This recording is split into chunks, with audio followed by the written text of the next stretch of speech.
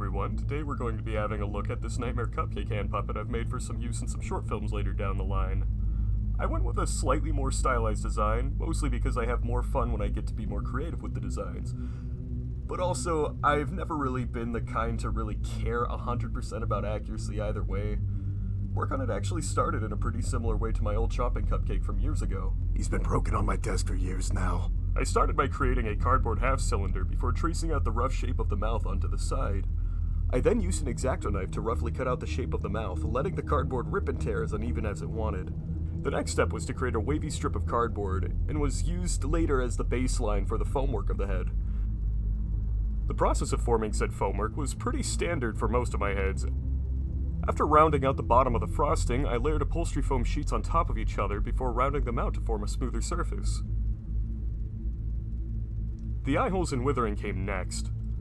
I carefully traced out where I wanted the eyes to go, trying to get them as symmetric as possible before letting my hands twitch and spasm to form the more rougher splotches for the withering.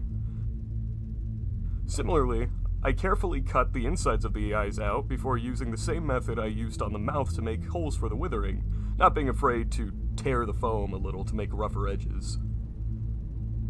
It was around this point I went back and cut the mouth into two separate parts, which would be vital in making the jaw move the way I intended later down the line. Afterwards, any part of foam that would be visible in the final product was spray painted black, and I wrapped the whole thing in pink fleece. I forgot to take any good progress photos of it, but the base of the cupcake was wrapped in a light tan plaid fabric, which was actually leftovers from all the way back when I made the Nightmare Freddy head. The candle you've been seeing in the progress photos was actually created by simply taking a hot glue stick, cutting it down, and melting more hot glue over the top, giving it a drippy, waxy look.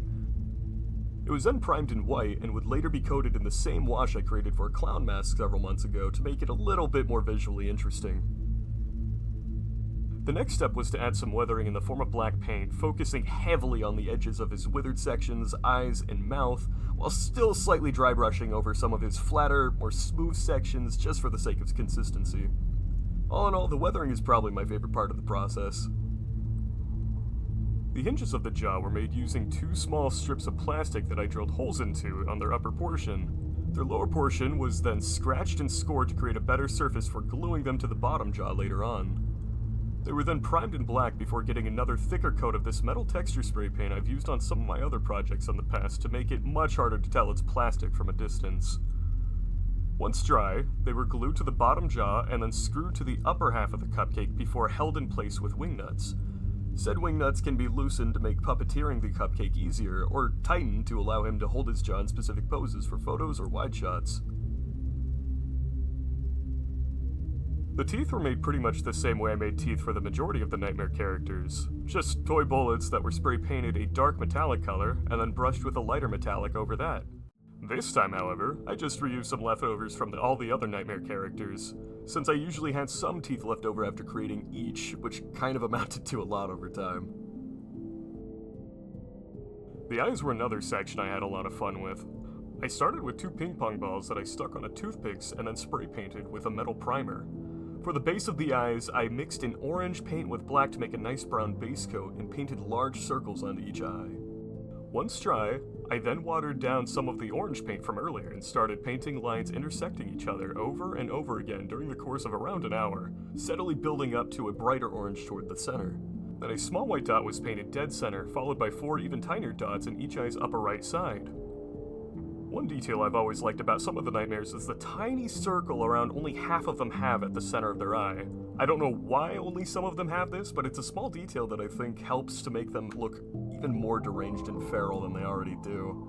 And it complements the rest of their designs pretty well. Because of this, I decided to add this detail to the cupcake, letting the brush be rough and uneven when painting the small circles for a little extra flair. Lastly, the candle needed a flame to place on top. I actually used a pretty similar method to the original Cupcake's candle, with some minor improvements. I started with a cotton ball that I soaked in the same orange paint I used for the eyes, and then I carefully sculpted it into a teardrop shape. I'd highly recommend using gloves for this. You'll otherwise get a lot of paint on your hands. I allowed this to dry most of the day before very gently dry brushing red all over to add a better texture to the flame. Once completed, the flame was hot glued to the top of the candle, and the cupcake was finished. It'd been nearly a year since the last time I had made anything related to FNaF, and I could really tell while making this. I was a little out of practice for certain parts of the creation process as a result, but finishing it made me remember how much fun these projects can be to do. I had an absolute blast getting back into the creative process of making these props, and I'm realizing how much I kinda miss doing these little projects for fun. Also, let me know what you all think of the newer video format. People have been asking me to do more in-depth tutorials for years, and I think this might be a good way to finally fulfill those requests. All in all, I think this build turned out great, and I already have some ideas for my next few projects. First and foremost, I want to remake the Freddles head. It was never really one of my better works, and I feel like it doesn't fit very well with the rest of the Nightmare characters he's supposed to be lined up with, so stay tuned for that. Thank you all so much for watching, and I'll see you all next time. Bye!